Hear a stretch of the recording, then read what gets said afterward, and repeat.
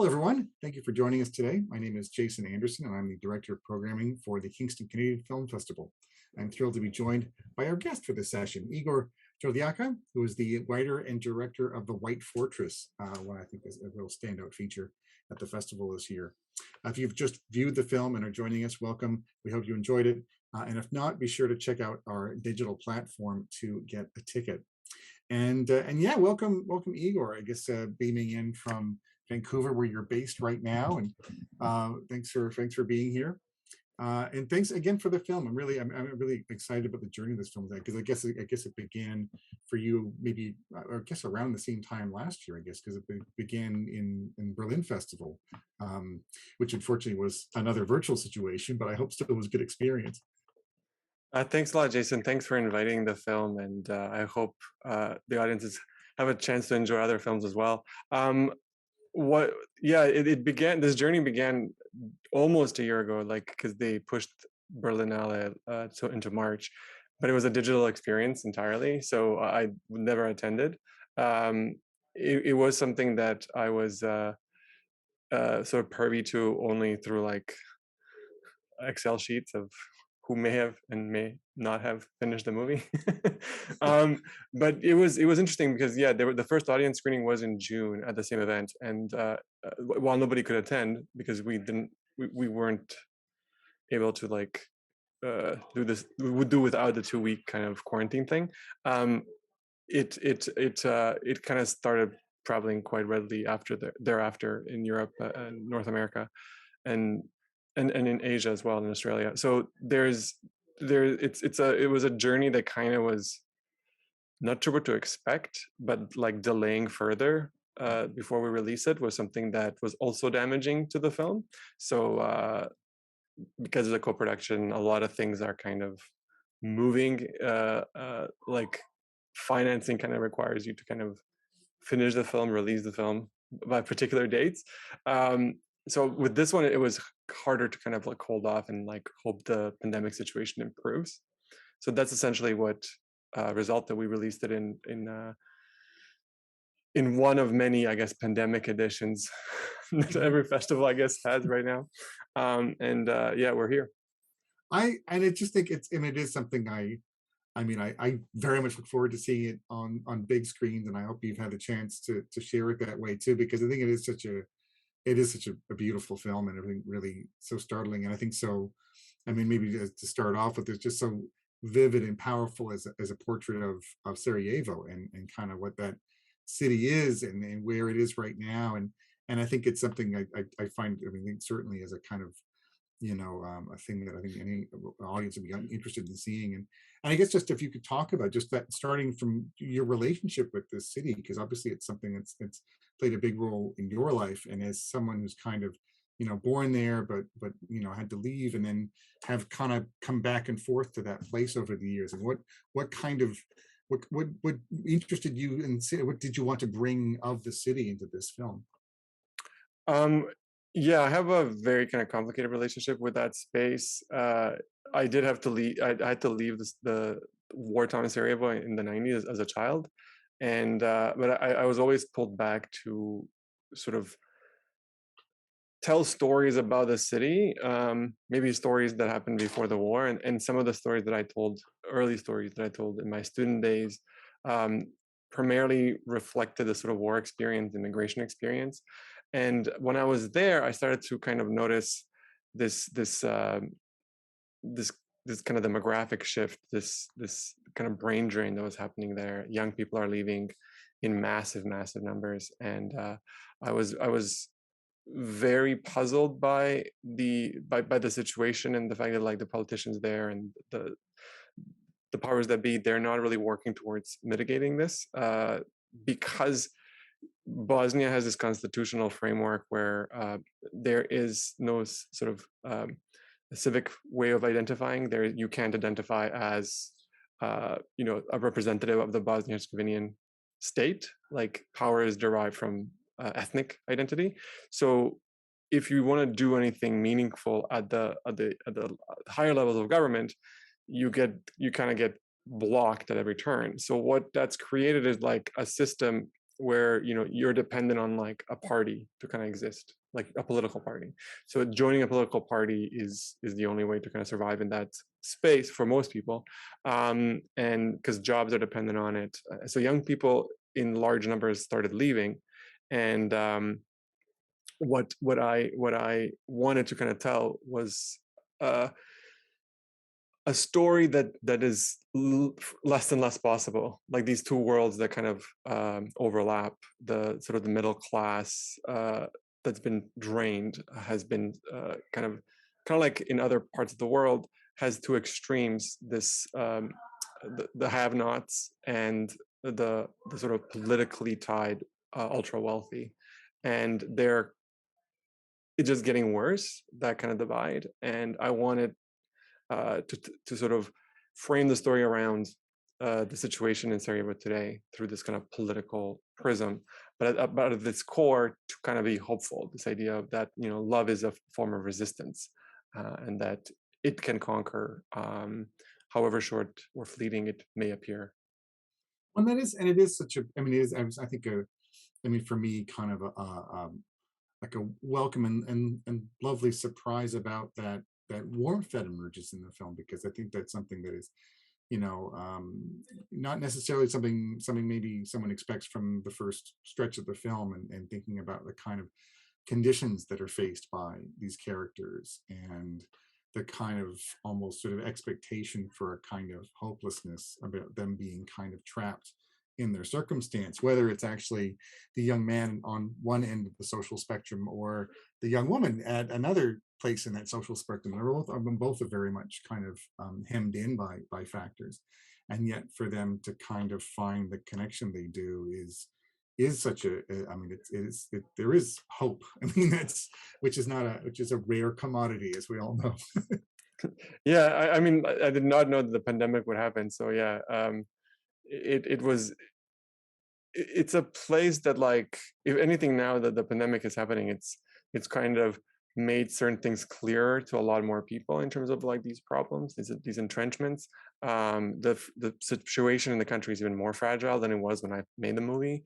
Like Bosnia is constantly in the headlines again, like for possible separation. Like the U.S. government is sanctioning the Republika Srpska entity and the politicians in that entity, who are like trying to get their own military funded, and like there's like just a lot of tension in the region again.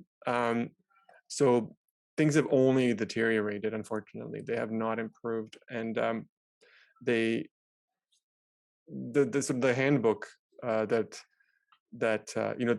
Yugoslavia, for the most part, was a relatively affluent country by European, even by world standards, by maybe not by Western European standards, but by most European standards. So like this idea, there was a very strong middle class throughout most of the territories, which are now like 7-8 countries. And so the inability to kind of create a new future for the people there, and this includes people that are in Serbia and Croatia, which is a EU member. You just have like this kind of volatility in the political scene that kind of feeds the worst kind of inclinations, and young people just don't see a way to survive that. They don't see a way out. And I really wanted to convey this idea that it's not that people really want to leave, it's just that there's no way to survive. There are no jobs. Like 44% unemployment rate amongst the youth. 44%. Just imagine a country with 44% unemployment rate. So yeah, and even the students that are like finished good schools in the country, like they're just picked by Germany, Sweden. Like they just like literally they pick them and they put them in like institutions in their countries. It's like, oh, you finished engineering. Oh, you finished as a doctor. So like there's just like a constant attrition, I guess,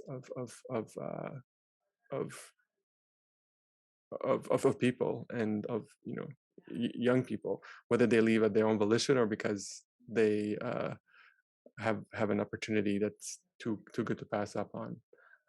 And there's the other group that sort of, they're not as politically connected. They used to be part of this middle class, like Faruk's family. They were part of the middle class. His mom was a concert pianist. Like there was a level of status there too. And then the deterioration of, like, you know, when you lose a breadwinner, when you lose this like one aspect of stability, you kind of lose a future. Like the generation after kind of loses a future, loses its footing.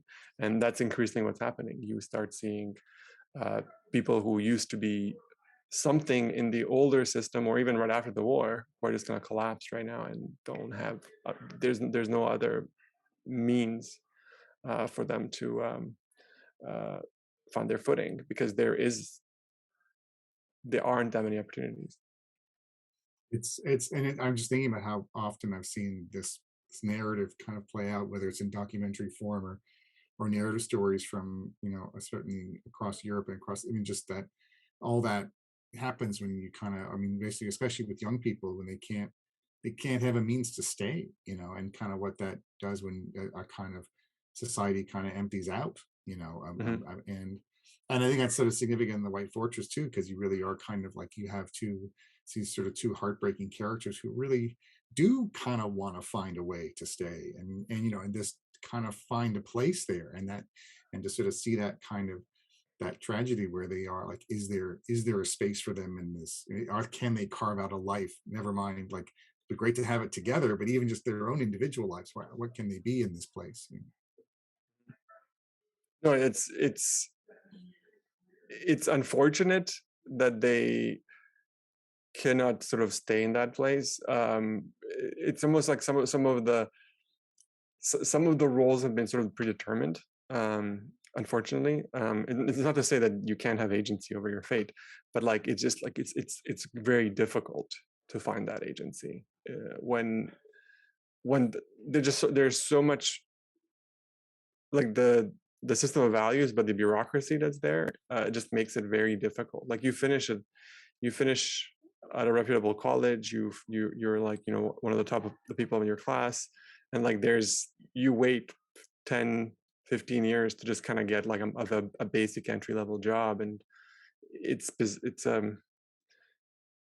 you know, a lot of people are depressed, and it's just like a very it's a very dire situation, and it's not tied to sort of a kind of economic downturn. It's not tied to these other kind of forces that affect economies here.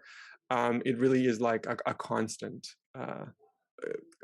element there, because like, just to start a business or run a business in Bosnia, it's like one of the hardest things ever, in part because there's so much red tape and bureaucracy, and like how it's managed, and there's too much transparency in one sense, and then there's like not enough transparency in the other sense. And then, you know, the way that the worst kinds of inclinations get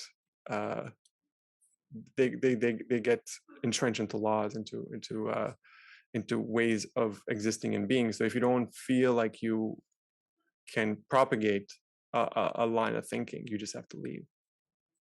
So it's a painful thing, and I think, I mean, I really have an important story to kind of to share and show, and but I think I was just also thinking about challenge, because just on an artistic level, because I think this film is a very, you know, is really something, I think a leap forward for you and your practice. I mean, I think you've made some great films, but this is actually kind of there's a sort of the sort of size and scope of this particular canvas, I think, is something new in your filmmaking. So I'm just sort of wondering if you speak to that kind of that to do something. I mean, still quite intimate, but to do this kind of in its own way, a sort of larger scale project for you. Yeah, I mean, it is the biggest film that I've done. It was the first film that kind of was funded at a slightly higher budget level, and it was like a official co-production between two countries. Like all my other Bosnian themed films were like unofficial Bosnian co-productions. This is like an official one. I think it's the first one ever between the countries, and it kind of opened up opportunities that didn't exist before, like in terms of like you know, shooting on location that you're familiar with, but you never really had that many opportunities to kind of explore it on that level with that kind of canvas. and also kind of get to learn through the process of casting. For example, like the process of casting itself kind of informed how some things were going to be approached as well, and this kind of combination of actors and non-actors, and then combining Canadian talent with Bosnian talent and regional talent. It definitely was something that I was trying to get off the ground for like 7 years, and it almost looked like the film would never happen.